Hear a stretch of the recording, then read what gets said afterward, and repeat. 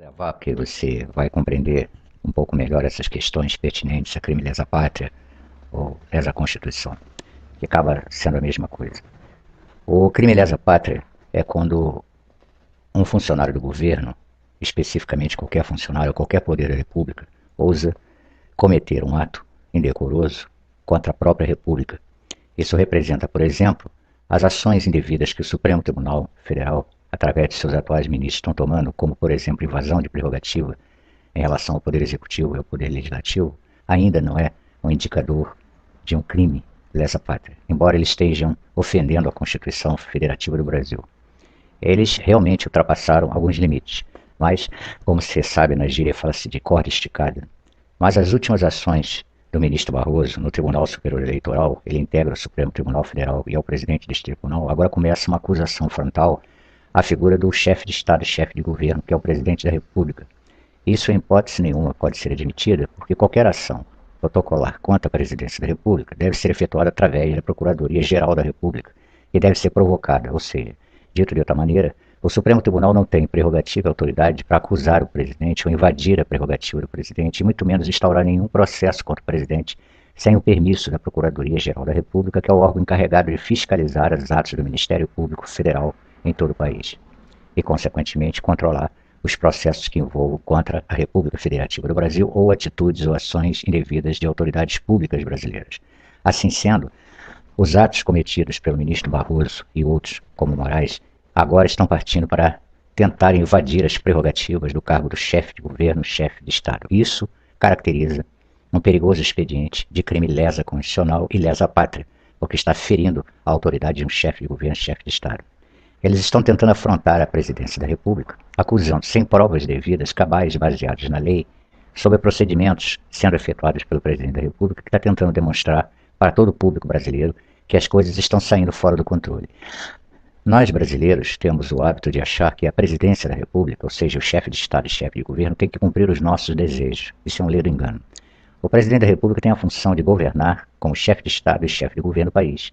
E ele, até o presente momento, tem estado dentro das suas prerrogativas e respeitos constitucionais. Ele não tem utilizado nenhum recurso que, evidentemente, já poderia ter utilizado, segundo o critério do povo, na evasão de prerrogativas, por exemplo, de membros do Supremo ou a inércia operacional do Congresso Nacional. Pois bem, o Supremo Tribunal Federal, para ser mais exato, os membros do Supremo Tribunal Federal têm invadido prerrogativas e ferido a constitucionalidade legal do país quando está invadindo um Congresso Nacional e também agora o Poder Executivo numa franca e perigosa ação e expediente de crime constitucional. Isso pode gerar do Conselho Nacional da República, do Gabinete Institucional e também do Ministério da Defesa, junto ao Presidente da República, um aviso pertinente, um aconselhamento para que ele tome providências para restaurar o equilíbrio institucional brasileiro. O povo brasileiro crê ou acha que o presidente deveria fazer isto ou aquilo. O presidente tem comportamento de chefe de Estado e chefe de governo e tem que respeitar as prerrogativas do seu cargo e, principalmente, cumprir a Constituição à risca. Ou seja, ele só pode tomar uma atitude quando o Conselho Nacional da República, ou o Gabinete Institucional e também o Ministério da Defesa o aconselharem a tomar, na medida em que também o Procurador-Geral da República, o PGR, haver notado uma invasão de crime lesa constitucional ou lesa pátria. Nesse caso, tomando essa atitude, o presidente passará a agir vigorosamente dentro dos preceitos constitucionais. Isso pode significar muita coisa. A decretação do artigo 142, ou do 136, ou especificamente o ato institucional, que é uma prerrogativa única e exclusiva do presidente, no qual passa todos os poderes constitucionais para as mãos do presidente da República. Inclusive, cessa-se todos os direitos civis de todos os brasileiros, e ele tem autoridade suprema, com apoio das Forças Armadas, garantido por preceitos constitucionais, a fechar o Congresso e o Supremo Tribunal Federal por estarem agindo contra a República. Pode se perguntar o seguinte: por que isso ainda não foi feito? Porque isso não é feito segundo as expectativas da nação ou do povo, mas sim quando determinado momento ou atitude ou ação se faz necessária na emergência de se ver ameaçar a República e o equilíbrio institucional do país. Você compreende isso? Então tudo tem um momento certo para ser feito e realizado dentro do espectro da lei. O presidente da República só pode tomar uma atitude quando ele julgar, pelo seu próprio critério, consultando o Conselho Nacional da República, de que não há outra saída a não ser fechar o sistema e promover uma restauração da ordem pública no Brasil. As providências seriam a decretação ou do artigo 142, ou mesmo de um ato institucional que é muito mais forte que o artigo 142, a colocação de tropas federais em todos os estados e municípios, no país como um todo, e eminentemente a prisão sumária de todos aqueles que, pelo Conselho Nacional da República, Gabinete Institucional, Ministério da Defesa ou com a participação do PGR ou não, decretaram uma intervenção absoluta no Estado brasileiro. Isso representa, no caso do artigo 142, que dependeria de aprovação do Congresso. Caso o Congresso não aprove, aí sim, o presidente poderia lançar mão do expediente da decretação do ato institucional, que é um ato privativo da Presidência da República, na qual todos os poderes constitucionais saem do papel e vão para as mãos do presidente da República e das Forças Armadas. Com crise institucional instalada a partir da promulgação de um ato institucional, o presidente pode fechar o Supremo Tribunal, fechar o Congresso Nacional, controlar as vias de comunicações em todos os sentidos, cercear direitos civis, promover toque de recolher ativo em todo o país. Então será realmente aquilo que nós chamamos caos institucional, porque o presidente usará da sua força como chefe de governo, chefe de Estado e agora chefe absolutista dos preceitos constitucionais.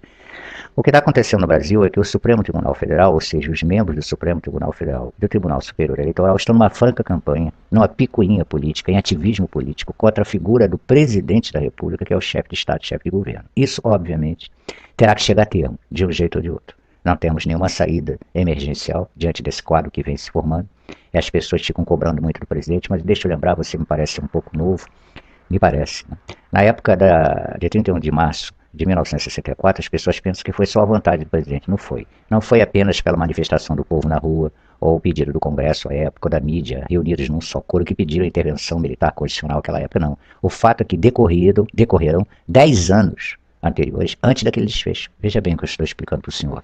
Levou 10 anos antes da promulgação de 31 de março de 1964 a intervenção militar constitucional. Não foi uma coisa da noite para o dia. Nós estamos aí com o Brasil em crise há 2 anos. Isso não quer dizer que vamos esperar 10 anos, porque a crise que está se aprontando ou se estabelecendo no Brasil a partir dessas últimas ações do TSE e do STF apontam para uma sugestiva interferência do Poder Federal Executivo em todos os poderes em breve. É uma questão de tempo.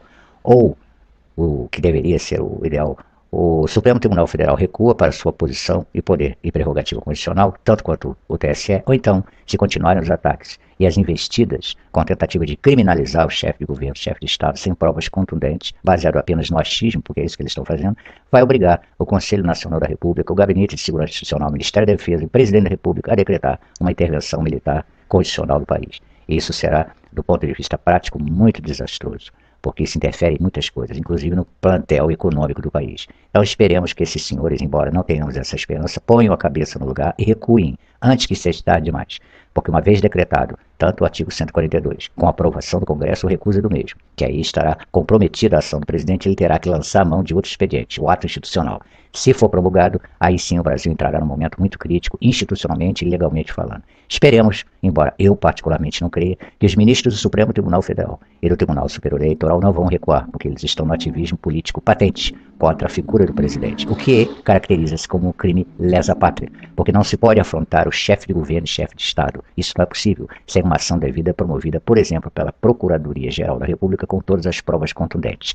Eles estão, em suma, abusando, extrapolando as suas prerrogativas e isso tem um preço. Há um preço a ser pago. Se eles querem pagar para ver, eles vão acabar tendo a resposta que querem, ou seja, uma intervenção federal. E se isso acontecer, aí sim o caldo vai entornar de vez. Ok? Um abraço para você.